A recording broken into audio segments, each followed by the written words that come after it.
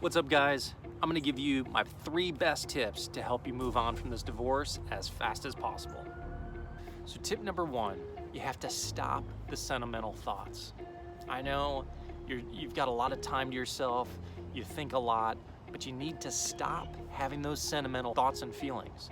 Now, I know they just bombard you out of nowhere. It could be a song on a radio, it could be walking into a restaurant, it could be an innocent conversation. Next thing you know, you're grappling with thoughts about your ex and, oh, how you miss her, oh, you miss when you guys used to do this or do that, or then you're analyzing why the breakup happened.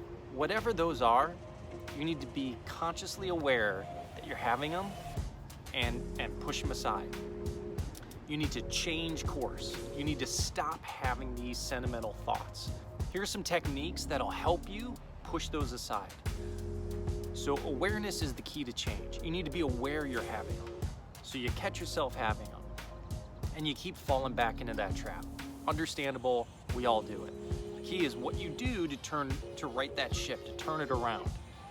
One easy suggestion is get a rubber band, put it around your wrist. When you catch yourself in the act of I'm down this road or I'm feeling these feelings, snap that rubber band. It'll give you a little shock, a little jolt, a little negative feedback that this is not good. At times you're having these emotions, just stop and take a deep breath. Just, clear your head, clear your mind, look up in the sky, look at the clouds, look at the top of the trees, just take a deep breath, big inhale. And trust me, I get it. There are times where those little tricks may not do it, and you feel like you are losing control of your mind. You're probably by yourself when you're having these struggles. Don't be afraid to talk to yourself out loud. No joke. Like, I remember at times I was struggling with my thoughts, and I'd literally say, Tom, stop, let it go, move on, next. Whatever it is, I feel like speaking out loud to yourself shakes it up. It really breaks the habit, breaks the pattern, and helps you get on in a different direction. So don't be afraid to just call yourself out loud. Seriously. So the funny thing about these sentimental thoughts is your mind only wants to remember the good stuff. But you and I both know it was a lot more than good stuff. In fact, it was more probably bad than good. Yet that's all we want to focus on or think about. Here's a good trick for you to use. Grab your phone, open up the notepad, and start making a list. I want you to list all the things that went wrong or pissed you off or drove you crazy or the things you wish you could change that you couldn't. Write down all the crap and then keep it in your phone.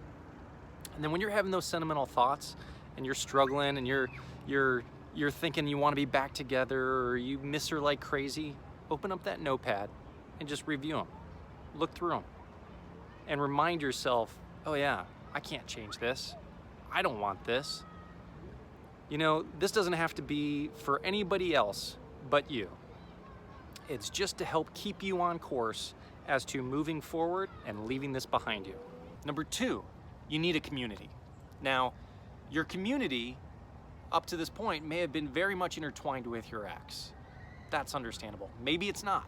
If it's not, maybe it's your friends, it's your family, and you have a healthy, good community around you. Lean on them, be around them. Don't feel like you have to talk about your problems, talk about your feelings. Just being in the presence of people that care about you is going to be helpful. I really recommend finding some new communities, whether you have that community or not. You've got this time in your life to make changes, and you need to get out there and make these changes. Some suggestions I have would be maybe join a running group, maybe join a CrossFit gym. And here's the dark horse that maybe you haven't thought of. Go join a yoga class. I mean, seriously, you get into a yoga community. It's extremely healthy for you, not to mention filled with women and good scenery. Find a community where you're meeting new people, maybe you're learning new things, maybe you're doing new things, maybe the physical stuff isn't your thing. Maybe you join a car community, maybe you join a game community.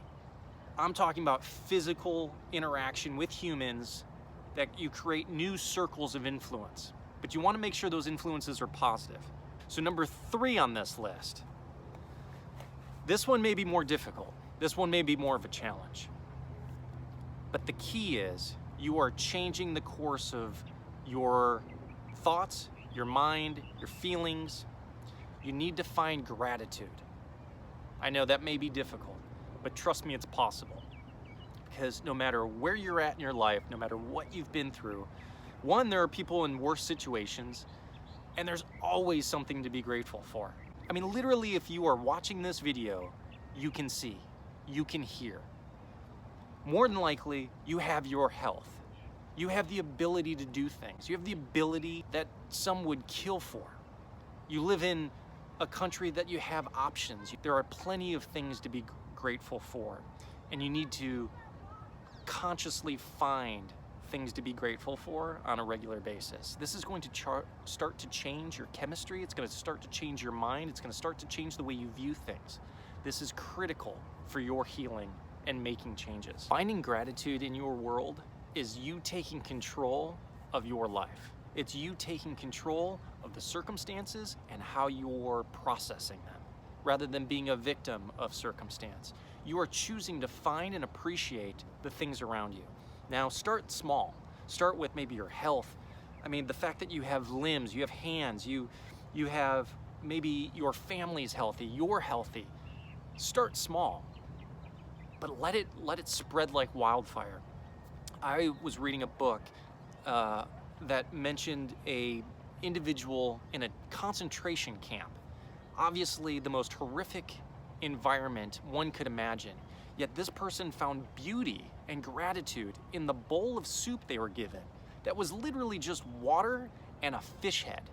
Yet they could find the love and appreciation and gratitude in that moment, which that is saintly. It's hard to imagine, but all it does is prove that you can find love and gratitude in any situation. So start small. I promise you, you can find things to be grateful for. And the more you can focus on the gratitude, the less you're focusing on the pain and the problems. Those are my 3 tips to help you get over this divorce. If you took anything from this video, if you would like it, comment below. We'd love to hear how you're doing, some of the things you're doing, any suggestions, any experiences. Feel free to comment and subscribe. I like making these videos. I like hearing how they're helping. They inspire me to do more. So love to hear from you, and we'll catch you next time.